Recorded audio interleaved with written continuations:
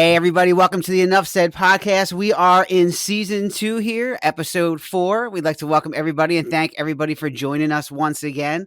As always, feel free to email us at enoughsaidcrew@gmail.com. We're here to take your messages, and we might even respond once in a while. So it's always a good thing, right, Dre?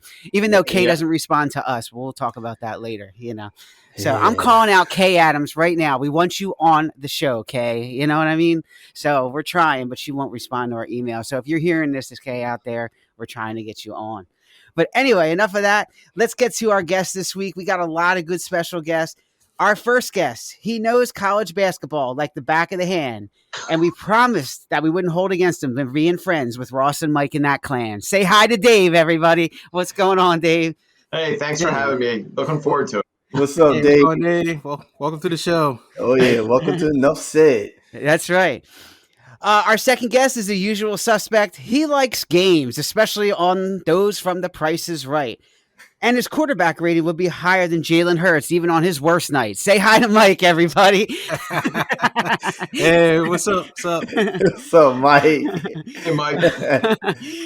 All right. And of course, last but not least, my friend for a long time, people often compare his popularity to Progressive's flow. It's all because he's got that soul glow. Say hi to Dre, everybody. What's up, y'all? What's going on? Soul glow. All right, okay. You notice ever since that came out, you notice he wears a hat now every time. Yes, he does. Yes, he does. He's not messing around anymore. Yeah, man. I didn't even get the moisturizer in this morning, so he's got that conditioner, so we're not messing with that. Oh my God. All right, well, let's get to it today. There's a lot of stuff going on. First of all, with free agency, man, this has just been insane this week. So let's talk about that a little bit. I want to talk about the top and worst pickups so far. So we'll just go around the horn real quick. I'll start out with mine, and then I'll let you guys jump in. Cool. Mine has to be your friend of mine from Philadelphia, right? Carson Wentz. What was Washington thinking? What the heck is going on there? So I don't know what Washington's hoping to gain by getting him in there. Maybe they think there's some diamond in the rough there they can work with, that the players are going to like him better than they did when he was with Philadelphia. I mean, there was no question in my mind they played for Nick Foles more than they played for him. I mean, would you guys agree with that? That it seemed like the team revolved more around Nick, Foles than they did, when Carson was here. Absolutely. That's why the Eagles got the Super Bowl. I mean, yeah. So, yeah, and then this guy, now he's in a feud war with Indianapolis with the GM. He's talking, and throwing, insult. It's just crazy. I thought he went home to his father, Frank Wright, but obviously it didn't work out. Yeah, so I don't know what happened in the locker room there. So there was some talk. Even you go back to 2017, he was all salty, and Sproles got in his face and said, "Yo, you can't do this." And right. I mean, Irsay threw him under the bus. The Colts owner. So, I mean, I don't know. Daniel Snyder's not a very good owner, so who knows what's going to happen there. Yeah. I think Washington panicked. I think just seeing the free agency quarterbacks that were out there, and Aaron Rodgers wasn't on the board, and Russell Wilson disappeared, and then I think it didn't seem like there were other options at the time. I think they kind of jumped on it and took Carson Wentz in that trade. And then, of course, other things started opening up after the fact. But I think Washington was just kind of we got to do something now. And they took him. Well, let's throw it out there real quick. If they waited, would they take Baker Mayfield over Carson Wentz? Or is it the same? What's your thoughts? I mean, Washington has – don't get me wrong, Washington has talent. Their receivers are decent, and their running back is decent. But it's what's in between his ears. That's the thing. Is he going to be there and be a team? I don't know. I don't even know if he was a team player. I mean, he lit up the stat board in 2017 before he got hurt, and ever since he got hurt, and then that concussion. And against Seattle, on the Clowney hit, he is not – even in that year, he threw for over 4,000 yards, and they didn't have a receiver that had more than 500 yards. So statistically, he was doing it. That concussion, he's never been the same. But, I mean, I've never been a big Baker Mayfield fan, so it's. I mean, I'd rather have Jalen Hurts than Baker Mayfield. Just put it that way. Oh boy. And just real fast, I'm just thinking about it. When's the last time Washington, like, I don't know, for some reason Alex Smith popped in my head, even with RG3. I mean, like, Washington hasn't had a good quarterback. I mean, I'm going back to Campbell. I mean, I don't even know when they ever had a good quarterback in a long time. Joe Theismann? Was that what we're talking about?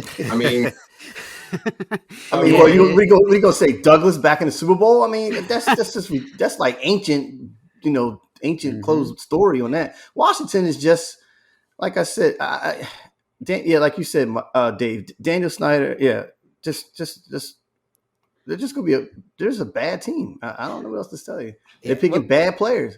I never liked Carson Wentz, so. Bad team, bad GM, and I think that's the other part of it, Trey, that you and Dave too, that you guys are bringing up. Do you really want to play for Daniel Snyder? I mean, who would want to go to Washington and play there, right? I mean, so I kind of look at it as Wentz got sent off to Siberia here, man. He's like, yeah, he did.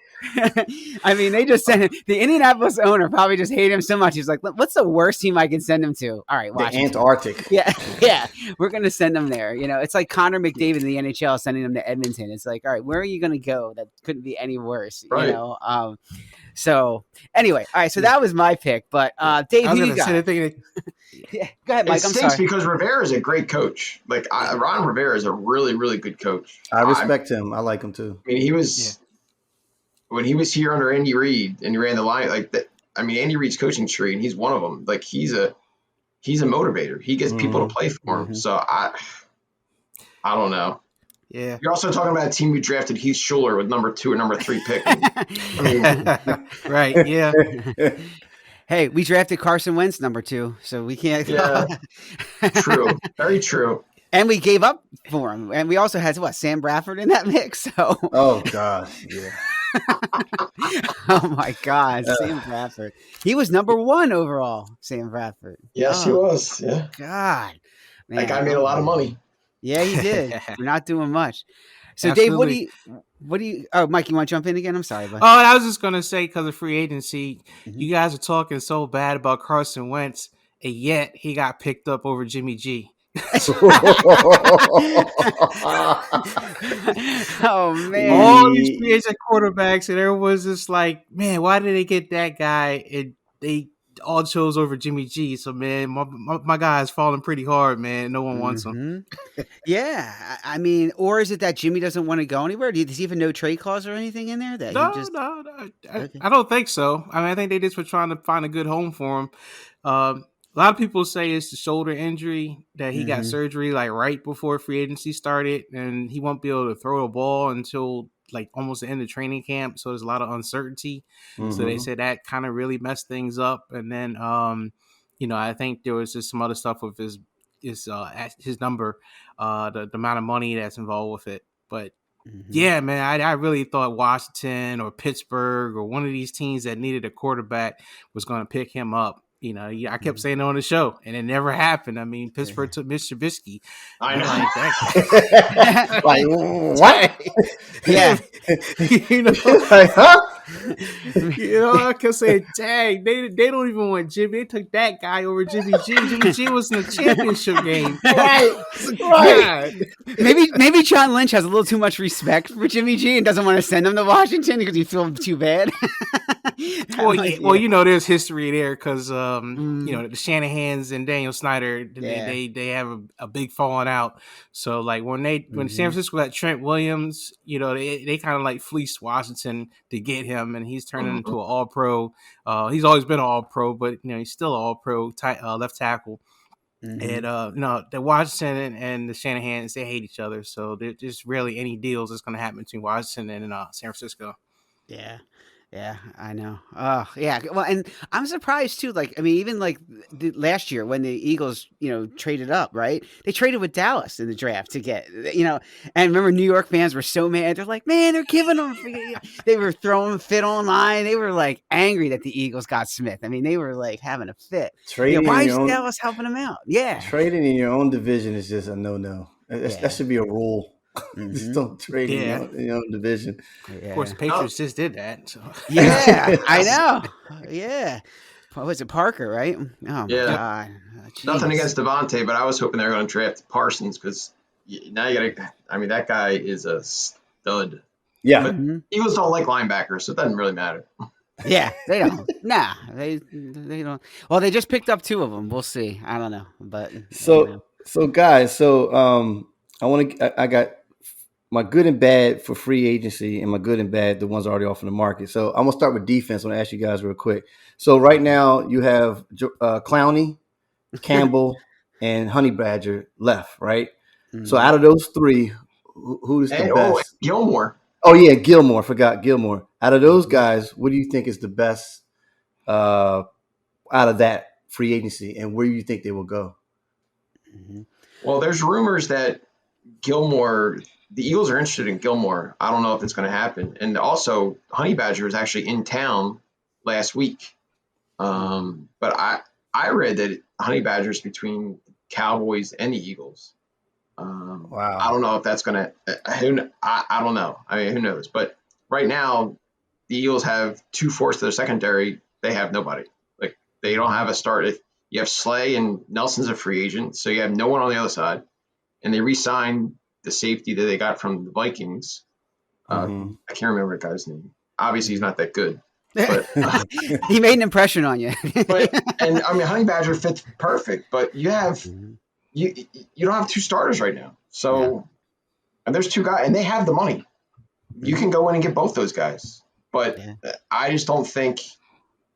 I mean, when you look at what Miami traded, what New England traded to get Devontae Parker, you look at what the Eagles value. For some reason, Howie Roseman loves draft picks. I don't know, like you got Parker for what, a 5th round pick or what guy drafted in a 5th round has ever been a stud? And you put Devontae Parker next to Devontae Smith. That's pretty good. Yeah. And that's why I hate Howie. This is what he does. Yeah. I don't know, like Clowney. I don't know how much Clowney's got left in the tank, but Gilmore and Honey Badger are still players. How about Khalil Campbell? You think he's out? Is he still a free agent? Yeah, he's still a free agent. I mean, he's got something left in the tank also. But I just don't like. I mean, Clowney. I don't know. I prefer the other 3 versus Clowney, me personally. Right. What about Landry? Well, I was going to talk about offense next. It was like what's left to me. To me, it's my picks. It's Jarvis Landry, Julio Jones, and then I mentioned Will Fuller, but he's like injury prone. But to me, I think the best is Jarvis, and then Julio. Tennessee, didn't really do anything at Tennessee, so I don't know. What you guys' thoughts on those 3 wide receivers, because they're still free agents? Mike, who you got? What do you think, man? Who you said? Jarvis Landry, Julio Jones, and Will Fuller, and Beckham still. Yeah. Oh yeah. Beckham. Yeah, I forgot about Beckham. Beckham he hurt himself in the Super Bowl, which is the worst time to hurt yourself because he's not going to be back. Probably until week 8 or 9, probably next season. I guess Landry probably is still, I think, the best out of the ones you mentioned. I think all of them, I don't feel like strongly about. I kind of feel like they're just role players, not really like anyone that's going to take over a game or be a star. But they can fill a role. And then on defense, like you were mentioning, also the guys like Calais Campbell and Jadeveon Clowney, I feel like those guys could come in and just be limited on the snaps just to do one particular job. Like I remember Campbell was a good sack person, and then Clowney was supposed to be a sack master. But I think he's someone that can get pressure on the quarterback, bring on a pass rush situation. But I don't know, something about when you're this far in the free agency, especially with all the excitement that's been happening over the first 2 weeks, and now we're like, I guess, week 3 of free agency, and guys still aren't signed yet. I wonder what's going on with them. Like, what are teams seeing that they haven't pounced on that yet? So I don't know if it's money or maybe these guys really might go on the downside. Even someone like a Gilmore, who seems like he's got something left in the tank. Maybe it's not as much as we think. Right. But something's up with that these guys haven't been picked up yet with all the excitement and the way free agency's been going so far. I think it's because a lot of teams wait until after they start dropping players, right? They want to see who's going to get cut and who's going to be out there at this point. And is there a better fit than spending all this money on a guy you're going to have to overpay for right now? And a lot of these guys you might have to pay more than you want to. Like Landry's obviously going to command a lot more than maybe somebody else who might get cut in a salary cap hit. And yeah, as far as Odell, he's still too busy consolidating Debo after that championship game. So we'll talk to that later. Sorry, man. And to me, the ones that are off the market are already good. Like Allen Robinson, Juju Smith. I would like to see him rebound himself. James Conner. But to me, guys, I think I know why they did it, but I can't. I want Cox. I'm done with Fletcher Cox. I'm done with him. And I know they cut it because the salary cap, then brought him back again. But to me, Eagles could have didn't have to keep him. Sorry, I don't like Cox. Dave, you like Fletcher? You keep Fletcher around or what? Well, they restructured his contract, but you see he's on the downside. Like, I mean, he hasn't the thing, but he's still. It's crazy because even a player of on the downside, he still commands a double team a little bit and lets Hargrave really attack. Yeah. I like the guy they drafted last year, Williams, I got him like in the third or the fourth round. Like I think he's going to be an impact player this year. But the thing is if you have those two guys on the inside, then that's going to open up for Reddick on the outside. That's going to open up for Sweat on the outside. I mean, who knows what Brandon Graham's going to come back after he hurt. I was about to talk about he got hurt again. Yeah. To me, the fact that he re-signed Derek Barnett is probably worse than re-signing Fletcher Cox. That's true. I mean, you're gonna see offsides every 4 downs because that's. I mean, you saw last year when he got called for an offsides penalty, and you saw Sirianni go him again. You see it on live TV. You can read his lips. He said it's always him. It's always him. That's a guy who. Again, he was a first-round pick. I mean, the Eagles have so many first-round busts. It's like Barnett was like 15th or 16th pick. Yep. And he's done nothing. Nothing. Like, he was a stud in college, and he's done nothing. Just let the guy go. Yeah, that's true. I mean, cut your tie. Like that's the thing. Like they brought back a lot of these guys. That's the problem. If even you go back to when the Phillies won the World Series in 2008, they held on to that core too long. Like they think they're going to come back and win again. Now you have guys like Cox, Barnett. You got to eventually turn the pillow on the other side and bring in some new fresh blood and go. And that's how he doesn't do that. He's never been he didn't do it after they won the Super Bowl. They held up to those guys too long, and he's still doing it. Yeah. A lot of the Philadelphia teams do that, but in Howie's case, I still can't get over that you pass on Justin Jefferson for Jalen Reagor. I just can't. Well, what about Metcalf for J-Jaw? Yeah, right. I mean, I couldn't believe that too. I mean, and then you go back to what we were talking about earlier. You put Carson Wentz with Metcalf and Jefferson. Mm-hmm. Maybe. Maybe. I don't know. Yeah. I mean, or even Nick Foles instead of who's the wide receiver from Chicago that was always hurt that they got who was Alshon Jeffrey. Yeah, there you go, Jeffrey. Yeah, I mean, you put those guys as Jeffrey with Foles. Even if let's say Carson did get hurt, that's a whole different team. Yes. Because a lot of times Carson couldn't hit these guys in stride, but Foles could. They could actually run after the catch when it seemed like he anticipated. That's the biggest difference between those two is. Foles anticipated the guy getting open. That's what you got to do in the NFL. You have to throw the guy open, where Wentz waited for the guy to get open, and then he threw it. It's completely different. Like you got to trust the receiver is going to run the route and throw the ball so he can go get it. Yep. And that's what Foles did. Foles said, here's the ball. It's a 50-50 ball. Go get it. And that's what you got to do. Yep. Yeah.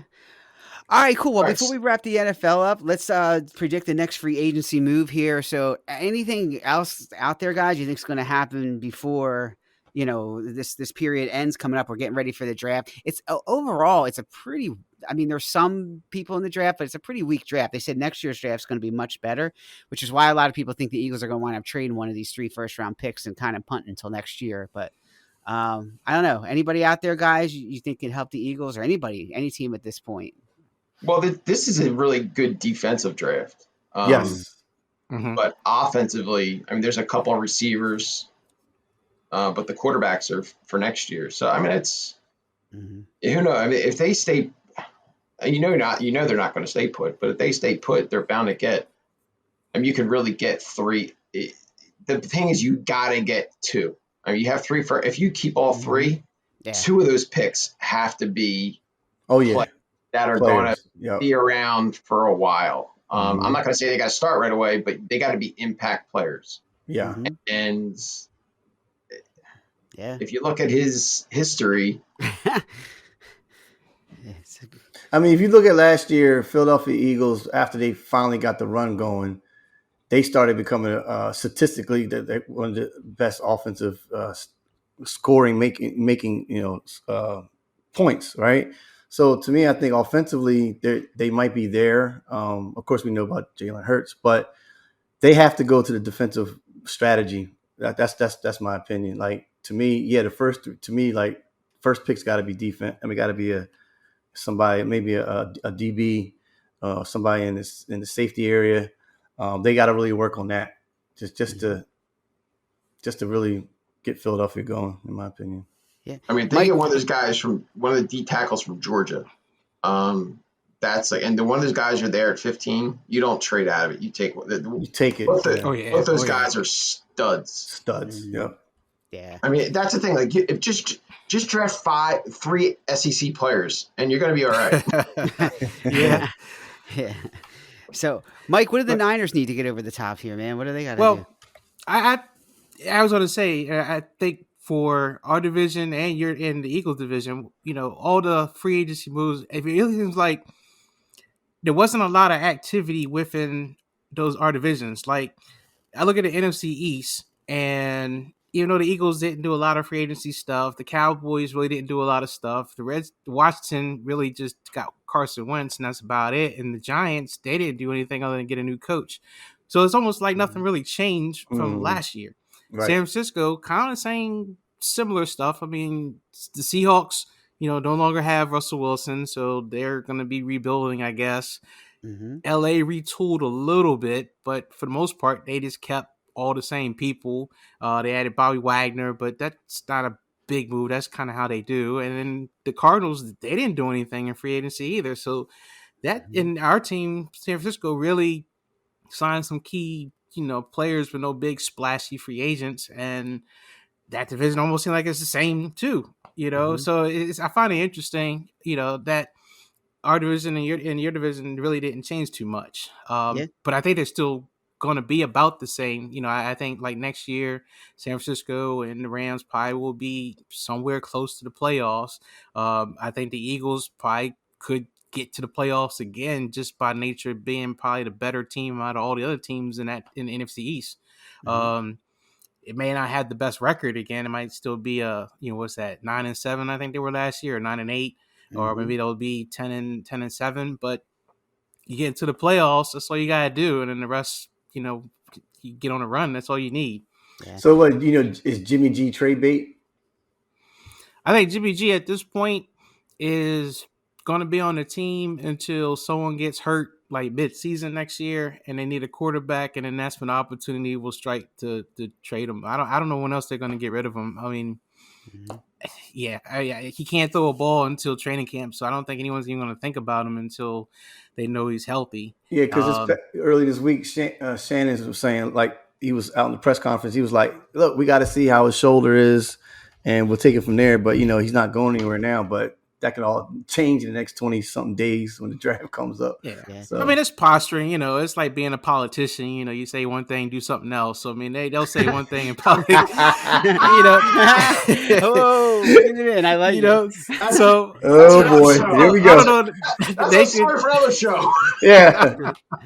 So they could be saying one thing, and next thing you know, Jimmy's out the door. But I don't know. I think right now, just the way it is, they're just unless a golden opportunity comes their way and someone says, "Yeah, we're going to offer you something spectacular." I think right now they're going to hold on to him. Right. All right. It was interesting that you brought that up, Mike, because the first thing I was thinking of, like you brought up the divisions and everything, and the NFC East and the West, and comparing them. And don't forget, you got Kyler Murray out there too, who's not happy either. So my prediction is he's going to go somewhere. I think. So maybe Arizona makes a change. I don't know. But is it better? I think that's a year away. Yeah, like I think that's one more bad season or one more season of starting hot and finishing cold. Then they'll blow that all up. Maybe they So get I think Baker. the coach is going to go too. I think Maybe they trade I don't think Baker that's straight enough up for upgrade. Kyle. yeah, I don't think that's upgrade. enough. That's a downgrade. Yeah. Yeah. Yeah. Yeah. I think Baker is a little taller, can see over the line. Kyler, as long as he's healthy, he's pretty dynamic. I mean, he's running all over the place and makes a lot of plays. When he gets hurt, that's it. Then the whole team, the offense just comes to a halt when he's out. And it's happened 3 years in a row, I think. Yeah, and right. And Arizona always comes out the gates strong and they fold, right? That's what I've seen in the last 3 years, right? So, I mean, how much is it really bad coaching or just players? I mean, like you saw how Murray was frustrated mid-season, and I'm like, well, first thing I thought was coaching. He's got the talent. I don't know. Yeah, Andre Hopkins. Yeah, I don't know what, he was non-existent, And then you had the other receivers in the running game. James Conner. That wasn't James Conner. Who was it running back? Yeah, It was Conner. Conner and and Evans. And Evans, Floyd, yeah. and the wide Evans, receiver was yeah. Floyd, right? So, Well, Kirk, who just got paid. Kirk, yeah. So they got the weapons, man. I just don't. It's got to be what's going on in the locker room. Bring back Larry Fitzgerald. Bring back Larry Fitzgerald. Well, they're always competitive. I mean, I've rarely seen them get blown out, but it's just those one or two plays that happen in a game that just ends up not going their way and they end up losing. And they play a lot of tough teams. I mean, they are playing NFC West, which was considered one of the toughest divisions for quite a while. And, they just, like you said, they come out hot, and then it's a long season. Depth and injuries start to come into play, and I think that's where they struggle. The starters and everything, when they're all healthy, they're kind of unstoppable, but people start getting hurt, and the people that, next man up just don't measure up. And so you start losing games, and if they get to the playoffs, they falter, in the first round, or they just don't get there. Yeah. Now I hear you. All right, cool. Well, let's move it on here. We got to keep it rolling here with time and everything. So let's talk some basketball, guys. We got two things to talk about. We got the Ncaa Tournament, obviously, and then we got the Sixers, 144 points against the Hornets. What the heck? It looked like crap for how many weeks, and now all of a sudden they're coming out and they put up 144 spot against the Hornets. So, Dre, Harden, was this the real thing? Not the real thing? What is going on with this team? There's no defense in the NBA, period. There's no defense. I actually caught the highlights of that game last night. I mean, the Hornets. I don't know. I mean, take out their Wasps. I mean, it's the Hornets. It's still the same. Nothing's changed. Just one game. Sixers still. I mean, what they holding on to? The 2 seed. What are they? The 3. What are they? They're the 4th seed, right? They're the 4th seed. So, you got Toronto, and that's the 5th seed. Boston's 3rd. Milwaukee is 2nd and Miami's 1st. Honestly, I don't know, man. Sixers, like I said, I don't know. Dave, you ready for them to crown the Sixers here? They're going to beat the Phoenix Suns in the final, and they're ready to go, right? The best news that came out yesterday was Brooklyn is officially in one of the playing games. Like they're not going to crack that top 6. So that's, I mean, they could be one and done, which I doubt it because there's too much talent. But I mean, I didn't see any of the highlights yesterday, but I just looked at the stat line. And I mean, I I get why they traded for Harden. But yesterday, Harden only had 12 points, but he had 14 assists. Yeah, So he did have a lot of assists. right. So if are you counting on him to be a scorer, or are you counting on him to be a facilitator? So I mean, he's one of the best passers in the NBA, but they had. I mean, you're 4 games left before the playoffs, and now you're going to decide. Okay, no, we want you to pass. It's code. It's not. I mean, Doc Rivers was when he was in Boston. He had three or what? He had 3 or 4 Hall of Famers, and that's why he won the title. I just don't. I think his rotations are terrible. Like, the one thing that when Harden came here, he said, "Okay, I'm always going to play 2 starters on the court always." And the first 4 will get 5 games, the spacing, and he stuck to that. And then all of a sudden, it's like, all right, now I'm going to throw Harden out there with Korkmaz and Joe off the street or whoever's on the bench. Hey, you, whoever. So it's like either stick to what you're going to do, what you said you're going to do, which was working, or I mean, just go back to that. Go back to always playing 2 starters. You'll always have 2 starters on the court, and you figure it out. Yeah, I don't know. We'll see. All right, question, Dave, for you. So let's say Doc Rivers figures it out, and everything you're saying that he should do with rotation and all that kind of stuff, all that lines up. If they played a perfect game, do you still think they could take out the top teams in the East? I think they can. I think Embiid and Harden are good enough to do that. And I think a lot of the Sixers are going to depend upon when you have open looks, you got to make them. Like if Tobias has an open look, you got to make it. But the spark plug is going to be Maxey. If Maxey stays aggressive and drives, and I mean Maxey's good. Like to me, he's a solid NBA player, but he has to play. I mean, Doc Rivers got to decide: is Maxey going to be a scorer, or he's going to be like a jump shot, or you want him to drive? Like that's the thing I just don't understand. Like too much confusion going on. But the talent, yes, I think they can come out of the East, but they're not going to. Dre, what happens? Let's say Ben Simmons decides he actually wants to play. He comes back and Brooklyn takes out the Sixers. Would you throw something at the TV and do a Jermaine or what? Well, I probably would because I don't know. Something just smacked me in my head when a long time ago when the Eagles lost to the Carolina and I punched the hole in my door. So, because that was for the NFC Championship run, remember that North Carolina, and I think Donovan threw the interception or whatever, and I just punched a hole in my door. He threw an interception. Yeah. so yeah, I would, man. But back to Doc, man. It seemed like he's lost. Like I was saying a few minutes ago, it's like, yeah, you come in here. Wait, that's the beer guy. Like, let me get 2. And then it's just he's just all over the place. And then right. Like to me, it's like let's say Cassell take over. I don't know. I mean, even Embiid the other night, like after they lost to, was it the Pistons or was it the game before they lost? The Pistons. It was either the Pistons or the Bucks. Embiid threw him under the bus. He said, It was the 1-point loss to the Bucks. Yeah, it was like 119 and 118, something like that. He said our execution or our plays down the stretch or whatever it is are not working. And the thing is when Milwaukee went on like a 15 or 16-0 run, and who's on the bench? Embiid and Harden. You can't. Yeah.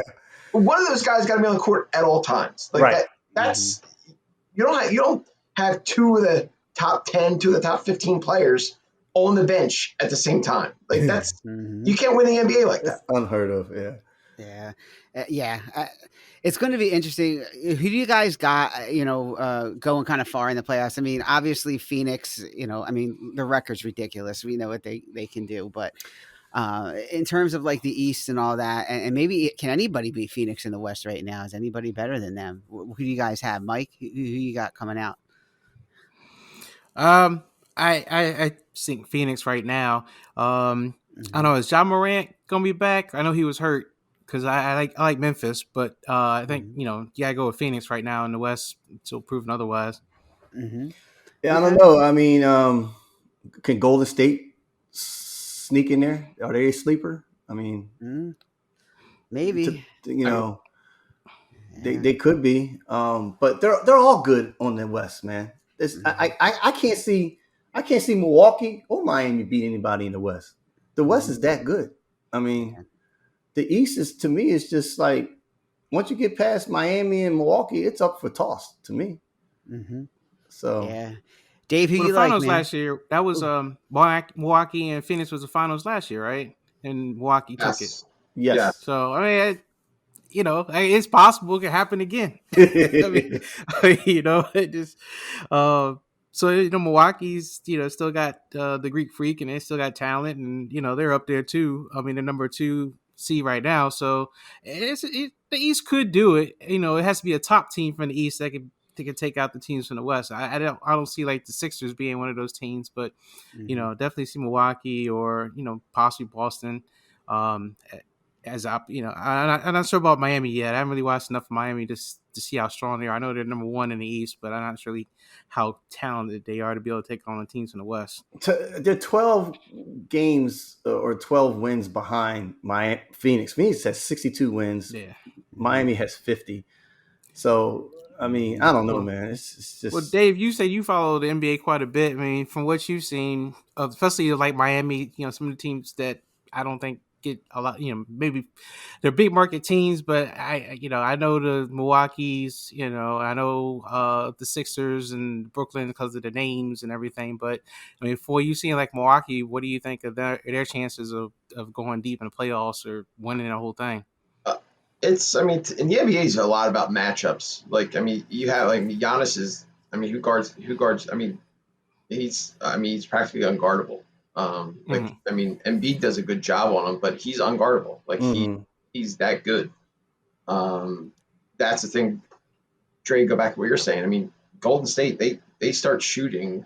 Yep. And who knows what's going to happen? I mean, you don't know. Like you just don't know. To this day, I regret the Sixers trading Bridges for Zaire Smith because Bridges, you take Bridges off Phoenix and put him on the Sixers, you got a pretty good team. You got, I mean, even pre-Harden, you'd have Tobias, Bridges, and Embiid. That's pretty solid. But no, they wanted to trade for Zaire Smith, who's. Where is he in the D League? Is he in the who knows? He's in the F League. Yeah, exactly. He's in the bubble. To me, like in the West, there's a lot of the West is going to, in my personal opinion, it's going to depend upon the shooters. Like the streak. If someone gets on a hot streak, I mean, even Dallas. I mean, if Luka goes off, yeah, who knows? I mean, John Morant's a great player. He starts going off, who knows? Utah's got a lot of talent. Denver's got a lot of talent. It just depends upon. I mean, Phoenix is. Don't get me wrong. He's good. They're good. They're very good. But I mean, Steph Curry can put up 60 at any point. So yes, he can. You just don't know. Like that's. I think like it's going to go back to. I want to go back to where it was. The East was like the bully balls, and the West was like because I don't think the West has. If you go. Not want to say bully, but if you go hard and like you bang it down on the post, there's guys on the East that can't be touched in the West. Like Jokic isn't not a good defender at all. He's terrible. But I mean, you had Giannis can go in the post, and B can go in the post. Siakam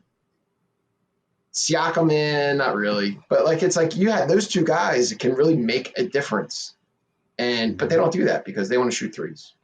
Exactly. And that, I'm gonna ask you that question because a couple of podcasts, episodes ago, I brought up about like, has the 3-point changed the way of the game?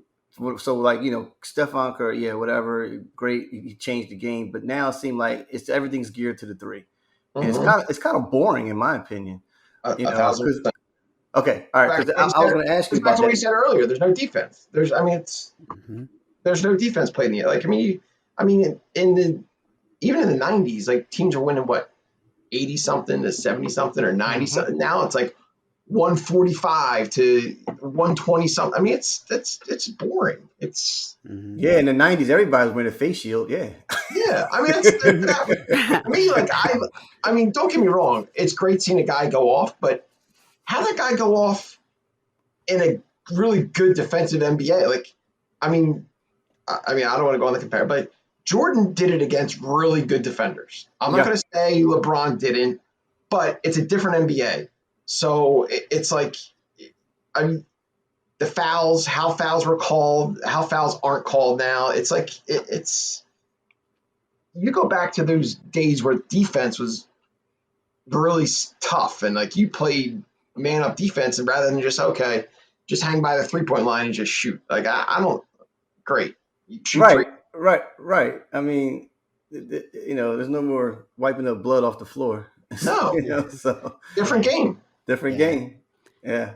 It's changed, and the NFL is doing the same thing, right? You can't hit the quarterback now. Nope. It's going the same way, right? So, I mean, my kid gets trophies for just being on a team. Like it's James Harrison.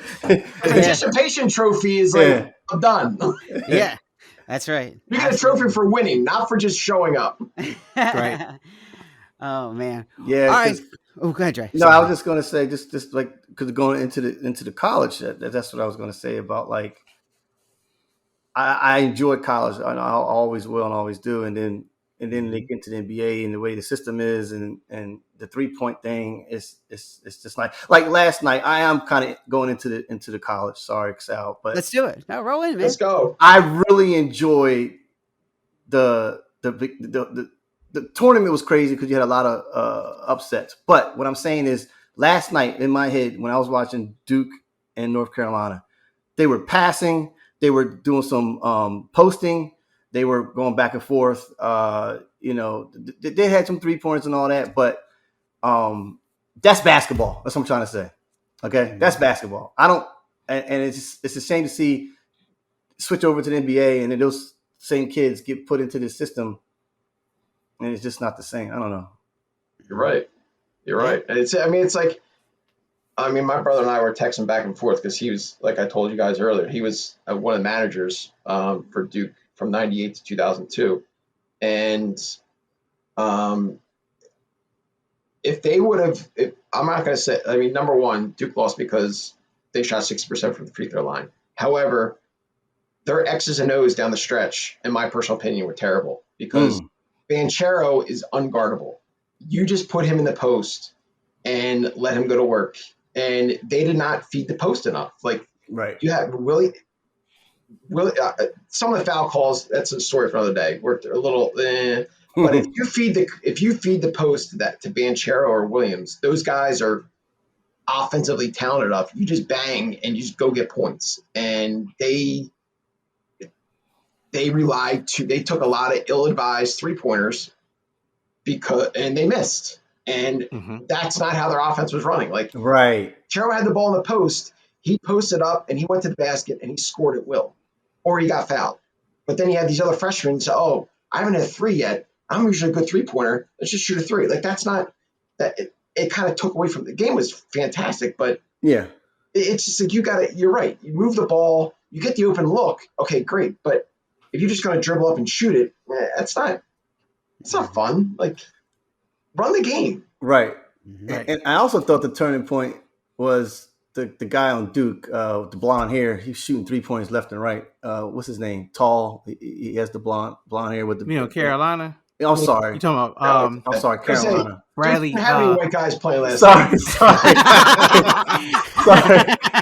Yeah, Carolina. There's no hated white guy on this Duke team. No, Carolina, he was shooting lights out, man. But he was missing though. He had a couple, but he missed a lot of open looks. Matic, he missed a lot of open looks. Yeah, and that he usually hit, and then he had a couple from the corner that, yeah. I was like, dang. He hit some big shots down the stretch. That was really, that was pretty impressive. I thought overall the game was really great, and I thought it was pretty good basketball. Just there was a mix of hitting, key 3-pointers. There was a lot of, feeding inside. There was a lot of rebounding. I mean, I swear there was one play that had, I think North Carolina may have got like, they put the ball back up maybe 6 or 7 times. It still missed, but I think he had 24 rebounds before he fouled out. I think like that guy. That guy was like Charles Oakley. Like he was like going, just pounding the boards. But I mean, to me, I mean, I think the tournament is my favorite. I mean, it's the best 3 weeks of a sports season. I just love it because you can there and anytime on any given day, anybody can beat anybody, and that this tournament proved it. And it all comes down to, I mean, what I told my kids and me, my free throws are so important in the tournament, and that's Villanova was I think they set the record this year for the highest free throw percentage ever in a season. And if you look at like Jay Wright is a great coach, but he doesn't recruit that one and done player, which I totally against one and done players, but he doesn't get he has it. You saw last night, even Carolina had some seniors and some juniors, and Duke's got all freshmen and sophomores. So like that little bit of edge, that little bit of seniority could play with it. Who knows? I mean, Kansas has older, I mean, they even have some old upperclassmen. So I just think I don't know, I love the tournament, but I just wish they changed the rules, because you change the rules, college basketball gets better, and the NBA, you don't have those weak guys on the you guys sitting at 10, 11, or 12 on the bench that don't ever get in, getting paid $5 million a year. So it's just takes away from two things. And I thought it was funny that the kid Manic, I was looking into it, and he was a transfer portal person. I guess he played for Oklahoma.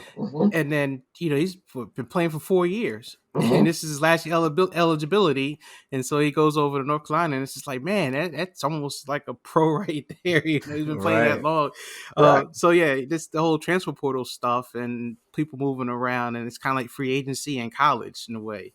So Mike, what you're saying, that transfer a form of portal, is that why you have these teams that's supposed to win and they don't, like the seeds don't mean anything? Like a prime example, Peters destroyed Kentucky.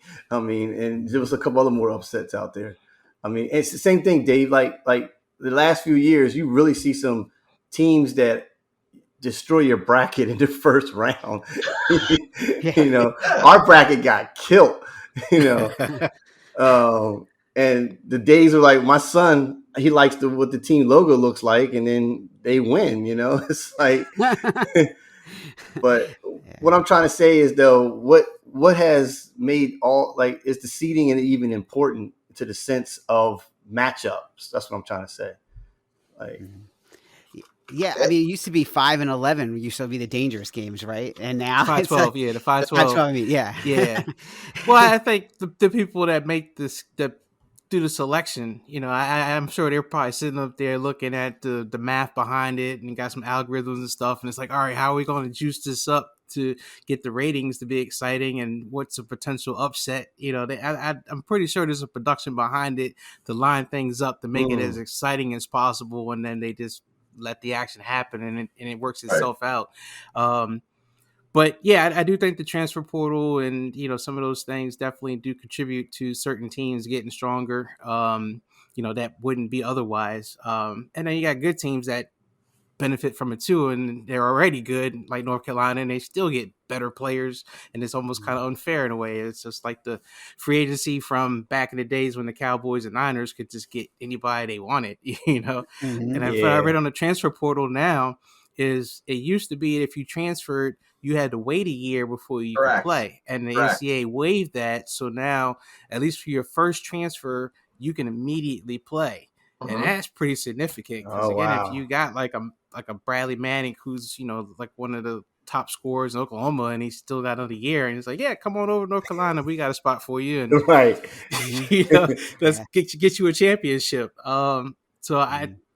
We'll see. We've already talked about it kind of being out of control. When you read articles and things like that, some of the coaches and stuff are kind of like, oh, the whole transfer portal thing it's going crazy with people moving around, and it's never going to be the same. So we'll see. they may have to dial it back or put some other restrictions in just to kind of keep things balanced and not let it get too crazy. Okay. Yeah, and along those same lines, and to tap on what Mike's saying, here's where I think there's a lot to like about Jay Wright, but here's where I think Jay gets it wrong. And that is he never has that one big player in the middle that just gets him over the top. He relies on his guards so heavy. And the perfect example is yesterday, they had no answer in the middle. The points in the paint were double.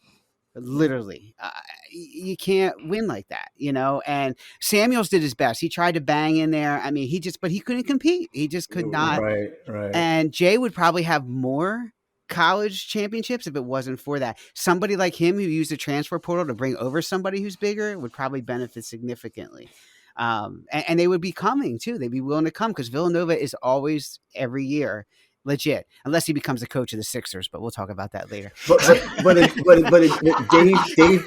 that is hilarious. Dave brought up a good point. Free throws. That's what got them through the tournament. Yeah. Villanova. I had Villanova stopped after the 8. So I was like, okay, wow. And if you look at what they started from, the 32 down, I was like, it's the free throws. It's got to be, And they shot late. I mean, they needed to hit a lot of threes yesterday to compete, and they hit some, but they just losing the one guy who got hurt. Like you need to hit your shots, and they hit some of them, but not all of them. Yeah, Gillespie got double team, triple team. I mean, they weren't letting him shoot at all, and that's because they missed that guy, like he mentioned, and they didn't have another answer. They just didn't. Samuels was probably the second best, but. It can only go so far when you got a team that's that big and they're pounding inside and you just don't have that. And they tried to get him in foul trouble. They couldn't get him in foul trouble. They tried to do everything they could. And it was just, it just didn't work. But so Dave, championship game real quick. What do you think with North Carolina and Kansas? Do you think North Carolina can beat them? And then the second question I have, do you think Duke would have been a better matchup than North Carolina against Kansas? I don't know how hurt Babcock's ankle is.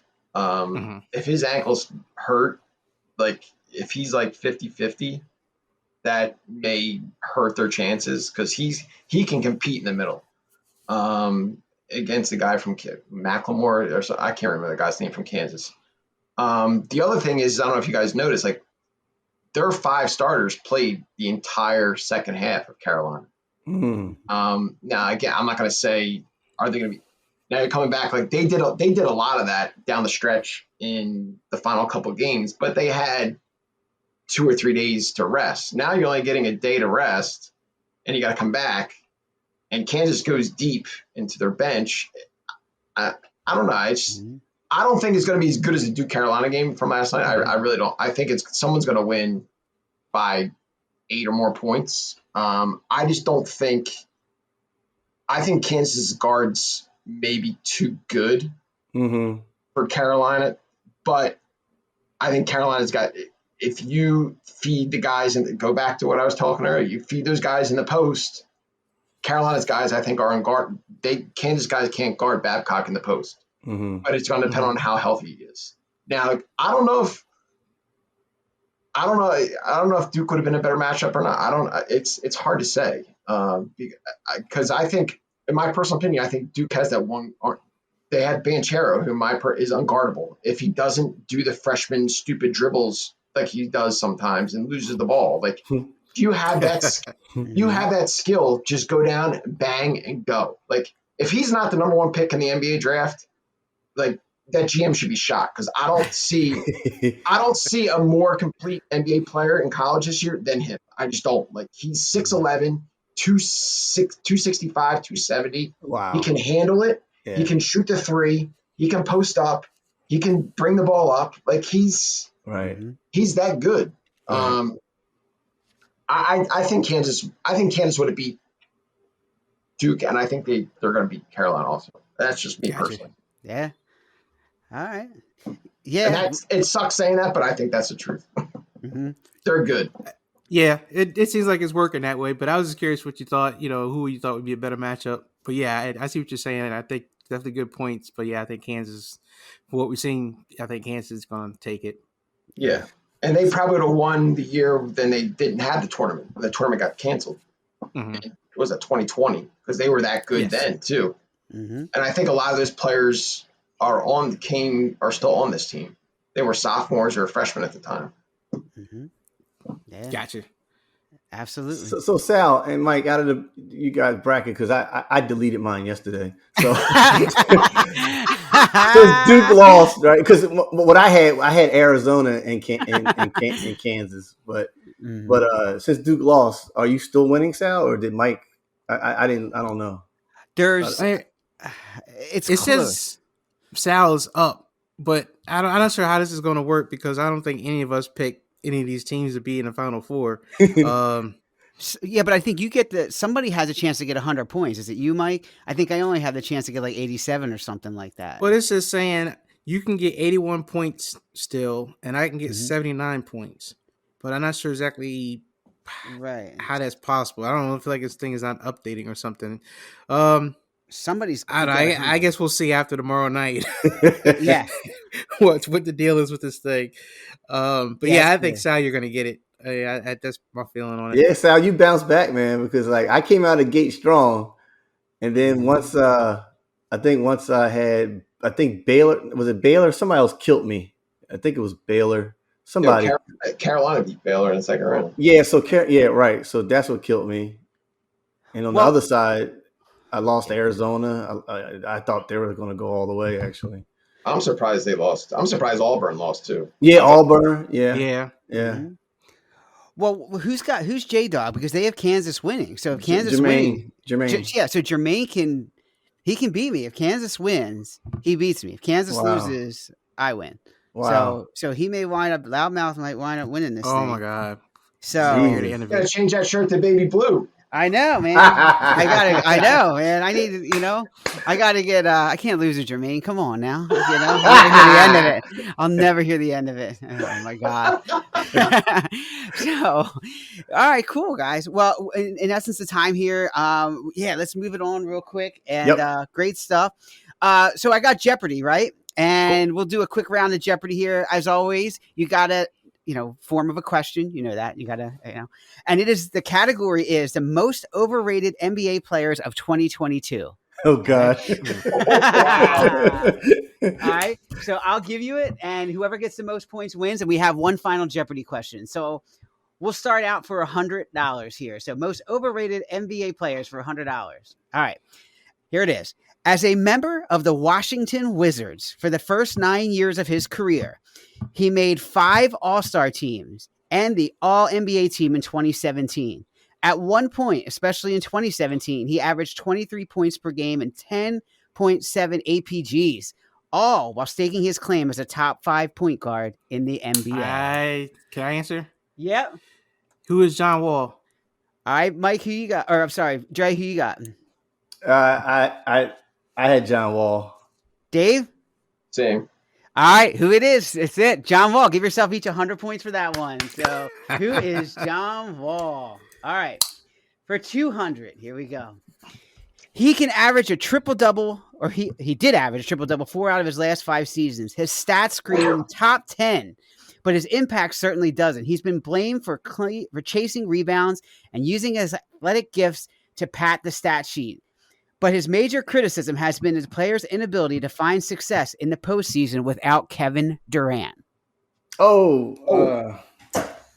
So triple-double 4 out of the last 5 seasons, been blamed for chasing rebounds, and hasn't been able to find success in the postseason without Kevin Durant.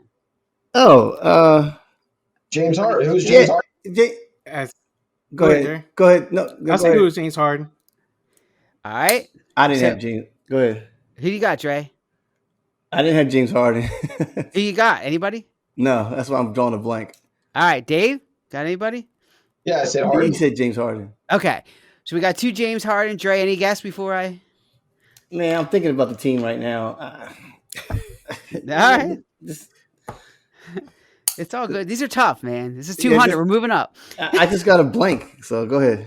All right. The answer is, who is Russell Westbrook? That's what I did. Oh, my God. I thought about almost saying that, too. See, he's popped in my... Because yeah. Russell okay. Westbrook. Damn, man. Okay. I don't All get that. I don't get that. So All right, so Whatever everybody's got still it, at it's 100 okay. points. Everybody's all good. All right. Here we go. We're only going to go up to 500. So this is 300 here. Okay. 29-year-old forward. He's one of the highest paid players in the NBA. He's shown that he can't be more than a third option. Last year, he averaged 19 points per game while appearing in 62 games. In the playoffs, he upped it to 21.8 points per game, but he did not have any memorable performances. And I'll give you a hint. We have seen him a lot in Philadelphia. I'll give you that hint. And he's 29. 29.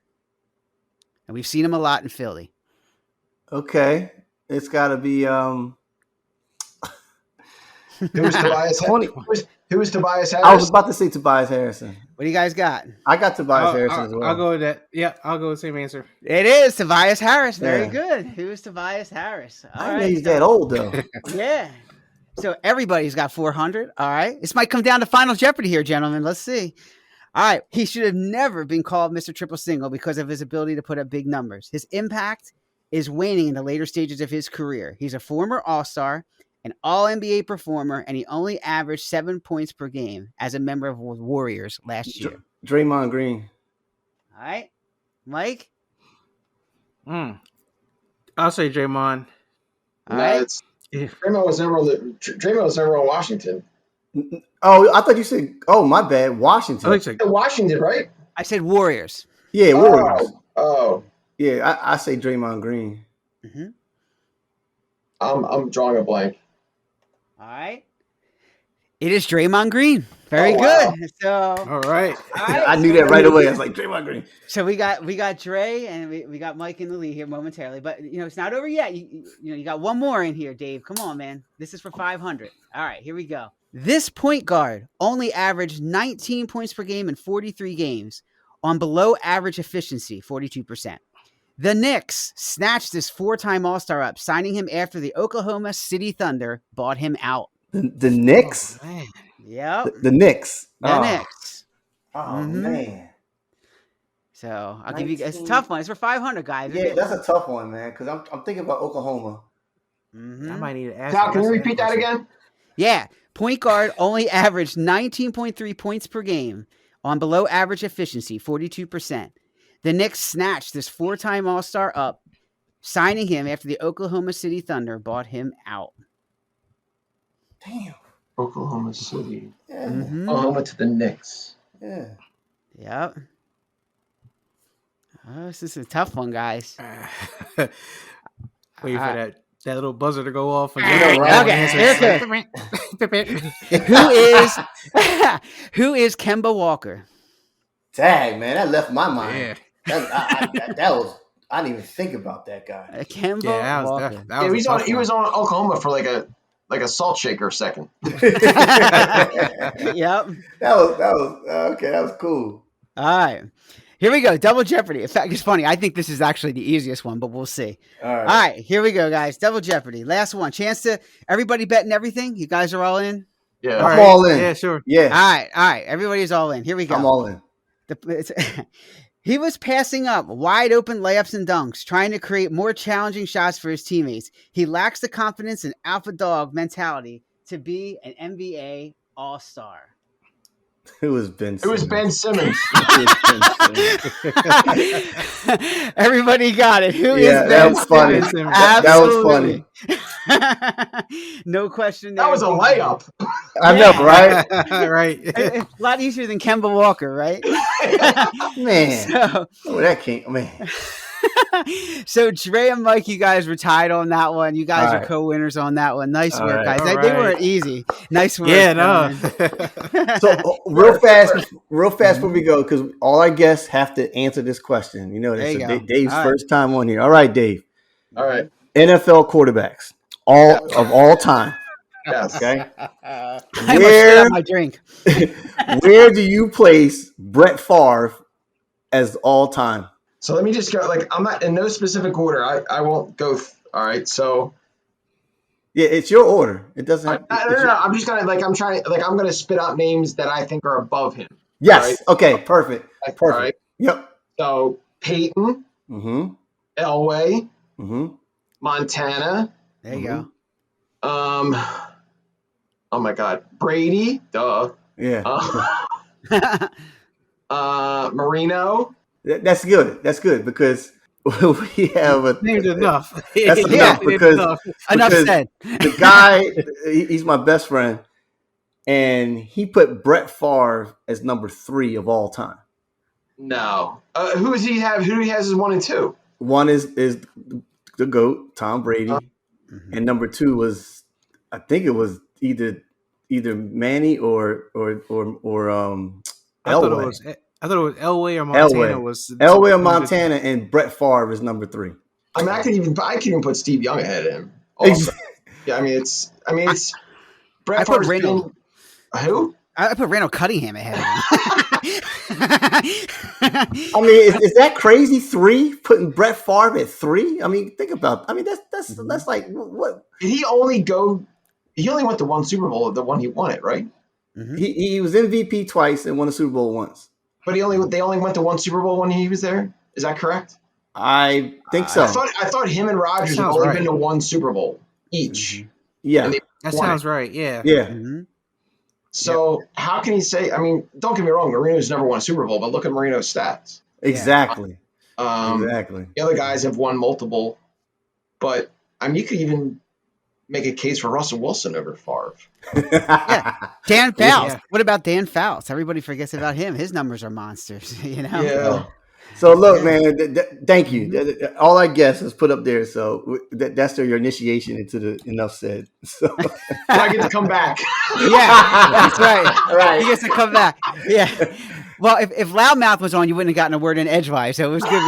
Loudmouth, man. He would have been fighting with me about how he roasted me the whole time. So it would have been all good. Exactly. And I can't wait till Howie screws up this draft and I can get on this show and have him, eat his words, because he's been preaching patience like the whole time with Howie, and I can't get there. That's on your birthday, right? So, it's on my birthday, man. I don't know how you're going to eat your cake or what. Man. If it goes south. If they trade out of the first round, Jermaine's going to throw a fit, man. I know he did say that, but we'll see. You can't trade all 3 picks. I mean, I think they're going to trade 1, but we'll see. Yeah. He's going to trade something. I don't know what, but anyway.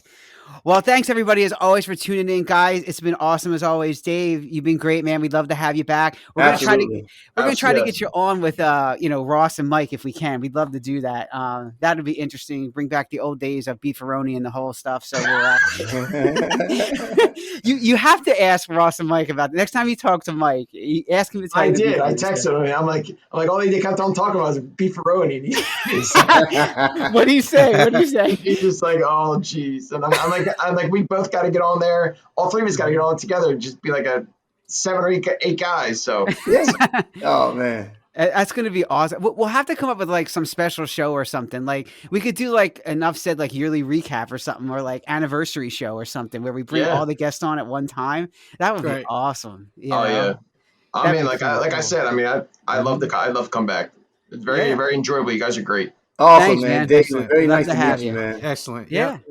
So nice to meet you on that, guys. Thank you so much. And we will catch up with you guys in 2 weeks. Hopefully it's going to be Easter Sunday. So we'll see what's going on there. Maybe we'll do it Saturday night, guys. We'll figure it out. But all right.